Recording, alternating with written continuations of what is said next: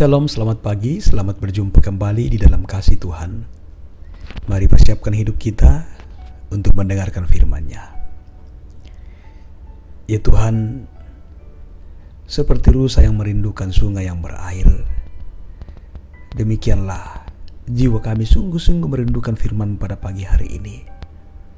Firman-Nya akan menjadi makanan rohani kami, untuk menjadi kekuatan kami, untuk mengarungi kehidupan yang adalah anugerah Tuhan ini. Tolong kami Tuhan, kami dimampukan memahaminya dan dituntun dalam melakukannya. Di dalam nama Tuhan Yesus firman yang hidup kami berdoa. Amin. Filipi pasal 1 ayat 29 firman Tuhan kepada kita.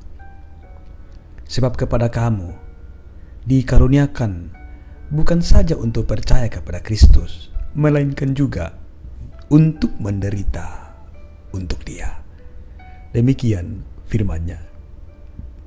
Renungan pagi edisi 21 Januari 2021. Dikaruniai kemampuan dalam menderita.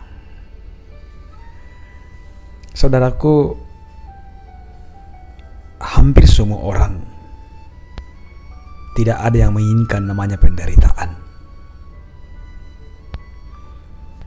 Namun Khalil Gibran melihat penderitaan dalam sisi yang berbeda. Dia katakan bahwa akhir dari penderitaan akan menghasilkan jiwa yang kuat dan karakter terkuat ditandai oleh bekas luka. Saudara-saudaraku, I've been to the mountain top. Saya sudah pernah ke puncak gunung. Ini adalah sebutan untuk pidato terakhir dari pendeta Martin Luther Jr. King. Ia menyampaikan di gereja Allah dalam Kristus di Mission Temple di Amerika Serikat. Pendeta King dengan lantang dan berani memaparkan ketidakadilan yang dialami oleh warga keturunan Afrika karena kebijakan publik yang sangat buruk. Di akhir pidatonya itu, ia menyinggung soal kematian yang mungkin akan dialaminya dalam waktu yang sudah dekat.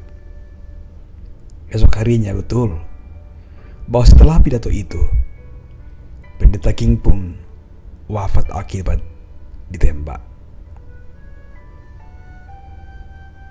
Dia dianugerahi kekuatan meski harus menderita di dalam iman dan misi kemanusiaannya.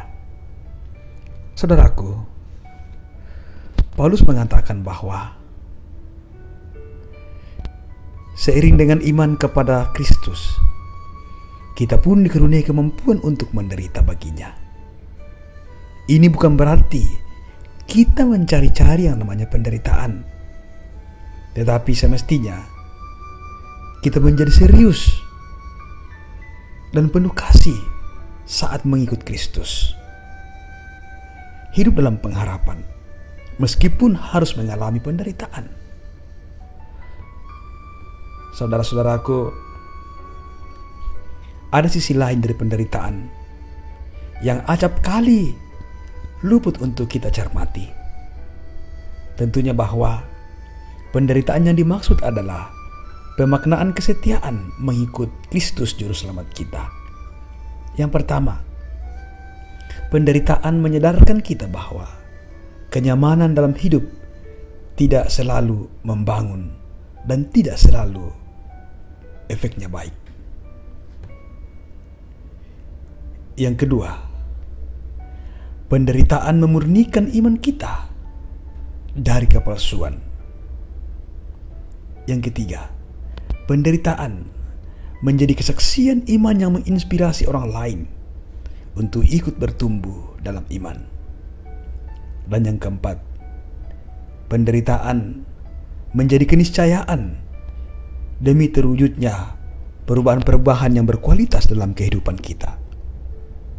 Saudara-saudara, setelah melihat sisi lain dari penderitaan, maka pertanyaannya, bersediakah kita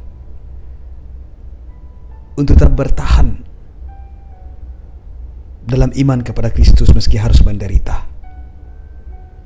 Ketika kita harus mempertahankan kebenaran dan harus menderita demi kebenaran untuk sebuah iman, karena kita beriman kepada Kristus, bahwa sesungguhnya Tuhan memberikan kita tidak hanya untuk percaya kepada Kristus, tetapi memberikan kita kekuatan untuk juga bertahan di dalam penderitaan.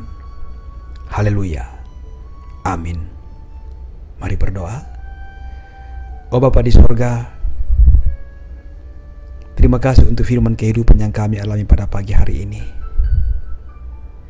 menyadarkan kepada kami bahwa kami tidak hanya dikaruniai kekuatan untuk percaya kepada Kristus, tetapi di dalam kepercayaan itu Tuhan menempatkan kekuatan dalam diri kami untuk kami terus bertahan dalam penderitaan ketika kami harus menderita karena kebenaran, karena iman kami kepada Kristus.